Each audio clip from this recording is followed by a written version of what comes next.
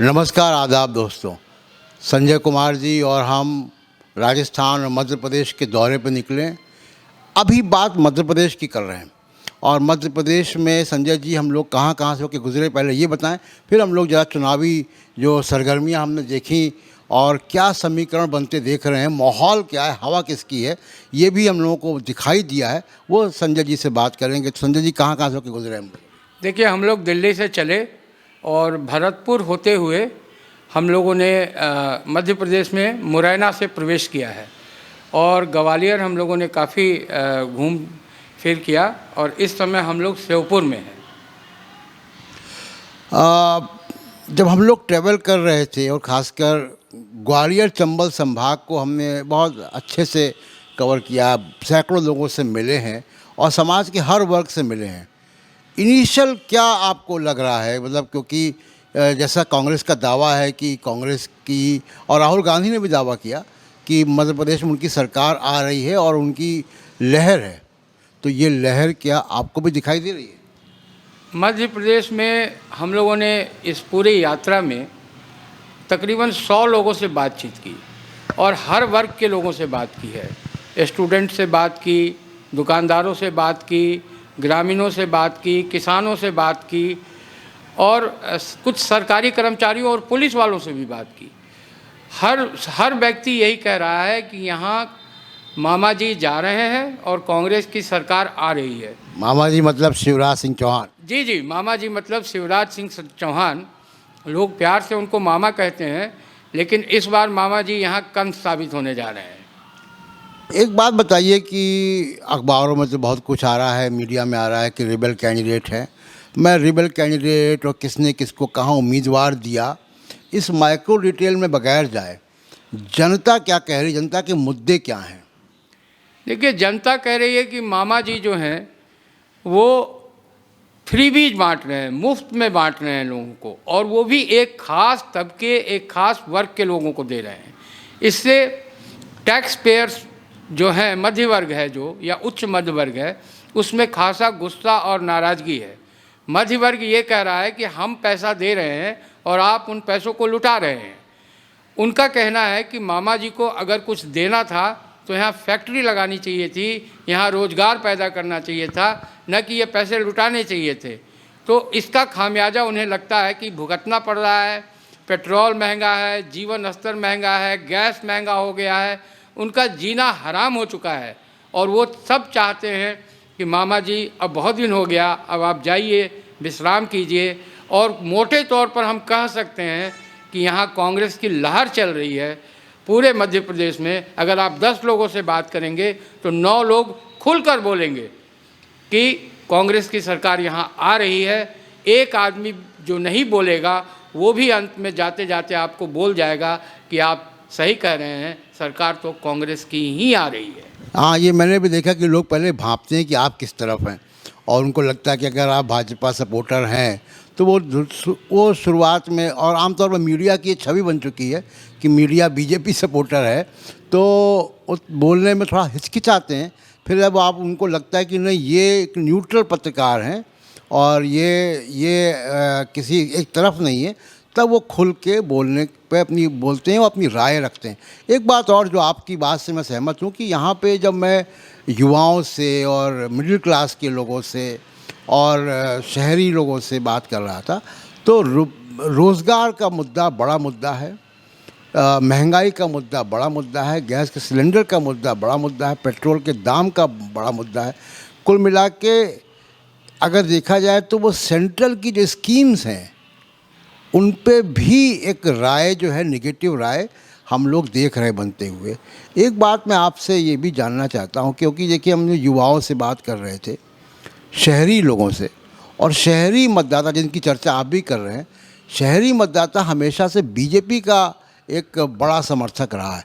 तो बीजेपी को क्या शहरी मतदाता से बड़ा नुकसान होने जा रहा है इन मध्य प्रदेश के चुनाव में?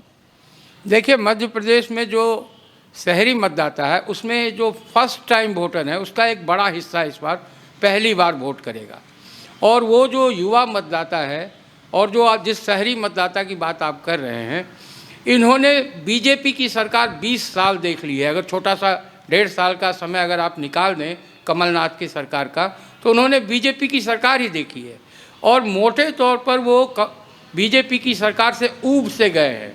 उनको लगता है कि अब ये जो कर सकते थे ये कर चुके हैं, अब इससे ज़्यादा इनसे मुमकिन नहीं है। फटीग लेवल, सरकार बदलनी चाहिए, एक फटीग लेवल, आप बिल्कुल सही कह रहे हैं, फटीग लेवल है और सरकार का जाना तय और निश्चित हम कह सकते हैं। एक बात और देखने में आई कि जैसे लाडली योजना है, महिलाओं को सीधे वो पैसे ट्रांसफ़र हो रहे हैं, इसके भी ये दो धारी तलवार है। ये कहीं बेनिफिट भी अगर दे रही तो नुकसान ज़्यादा कर रही मुझे लगता है। जी बिल्कुल, लाडली योजना का नुकसान मुझे लगता है शिवराज सिंह चौहान को ज़्यादा होने जा रहा है बनिस्बत उसका फ़ायदा होने की, क्योंकि जिन लोगों को वो मिल रहा है वो बहुत छोटा तबका है और बहुत बड़ा तबका इससे नाराज़ हो गया है, क्योंकि उन्हें लगता है कि उनके हिस्से की रकम वो लाडली योजना में लुटा रहे हैं। और एक बात मैं जो कहना चाहता हूँ आपसे कि सिर्फ ये शहरी मतदाताओं की बात नहीं है, वोटरों की बात नहीं है, जो ग्रामीण क्षेत्र में जो किसान हैं वो भी बहुत परेशान है। जैसे कि हम लोग जब मुरैना बस स्टैंड पे बाजरे के किसानों से बात कर रहे थे और व्यापारियों से बात कर रहे थे, तो उन्होंने कहा कि जो सहकारी समिति का जो रेट है वो 2500 रुपये है, जबकि उनको 1800 और 1900 में बाजरा बेचना पड़ रहा है। इस बात से किसान भी बहुत नाखुश हैं और व्यापारी भी बहुत नाखुश नज़र आए। और वहीं पर बताया लोगों ने कि ग्रामीण क्षेत्र में तो बिल्कुल कांग्रेस की लहर है, शहरी क्षेत्रों में इक्का दुक्का जो बीजेपी समर्थक हैं वो भी बड़े दबे स्वर में कहते हैं कि शायद मामा जी की वापसी हो सकती है, लेकिन वो कॉन्फिडेंट नज़र नहीं आते हैं। तो जो संजय जी जो हमने देखा इतने दिनों में और ख़ासकर ग्वालियर संभाग में, ग्वालियर चंबल संभाग में कांग्रेस का स्ट्रांग होल्ड रहा है। यहाँ की 34 सीटों में से 28 सीटें कांग्रेस ने जीती थी। उस वक़्त सिंधिया उधर थे, अब सिंधिया बीजेपी में है। तो सिंधिया फैक्टर कितना काम कर रहा है, सीधा काम कर रहा है कि उल्टा काम कर रहा है? देखिए, सिंधिया फैक्टर का कोई असर नहीं है यहाँ। हम लोग जब ग्वालियर में गए तो सिंधिया के किले के आसपास के इलाके में उनके रहते हुए वहाँ की एक मार्केट तोड़ दी गई बहुत बड़ी, और उससे वहाँ की बहुत बड़ी आबादी को भारी नुकसान हुआ है। और वो सब लोग सिंधिया को बिल्कुल गाली दे रहे थे, उस भाषा में बात कर रहे थे। हम कहीं भी गए मध्य प्रदेश में, सिंधिया का प्रभाव क्षेत्र बिल्कुल ही जीरो नज़र आता है। लोग ये कह रहे हैं कि सिंधिया साहब ने गद्दारी की है और गद्दारों को सज़ा मिलनी चाहिए और इस बार मिलेगी। यानी सिंधिया फैक्टर नहीं काम कर रहा है जैसा कि मीडिया में बहुत ज़ोर शोर से दिखाया जाता है। और एक और बात जो आप चर्चा कर रहे थे कि रूरल में और शहरी क्षेत्रों में, रूरल इलाकों में यानी ग्रामीण इलाकों में मैंने भी देखा कि कांग्रेस का समर्थन काफ़ी ज़्यादा है, क्योंकि रास्ते में हम लोग गाँव में कई जगह रुके हैं और ढाबों में चाय पी है और गांव के लोगों से बात की है। कल रात भी जब हम आ रहे थे तो अभी हम श्योपुर में हैं और श्योपुर जब पहुंच रहे थे तो रास्ते में 2-3 जगह रुके हैं हम लोग बात करने के लिए गांव में किसानों से। और जो दिखाई दे रहा है कि किसान और ग्रामीण लोग जो हैं वो कांग्रेस को ज़्यादा समर्थन दे रहे हैं।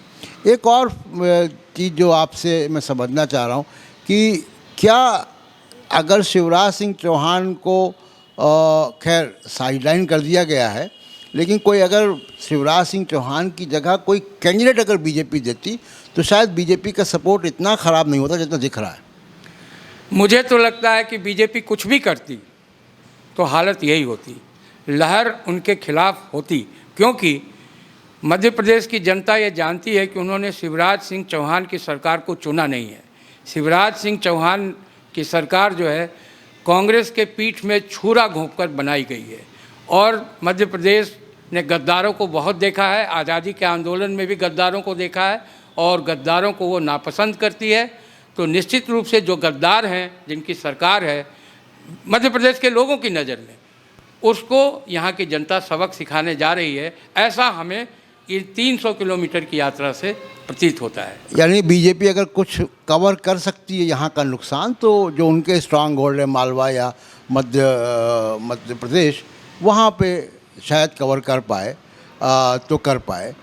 लेकिन लगता ऐसा है कि पूरे राज्य में एक प्रिवेलिंग जो नैरेटिव है, जो प्रिवेलिंग राय बन रही है लोगों की, वो हवा दिख रही है कांग्रेस की। और अभी चुनाव में काफ़ी दिन बचे हैं, लेकिन फिर भी संजय जी हम लोग बड़ा सेफली कह सकते हैं कि मध्य प्रदेश में कमलनाथ मुख्यमंत्री बनने जा रहे हैं और कांग्रेस की सरकार यहाँ बनने जा रही है।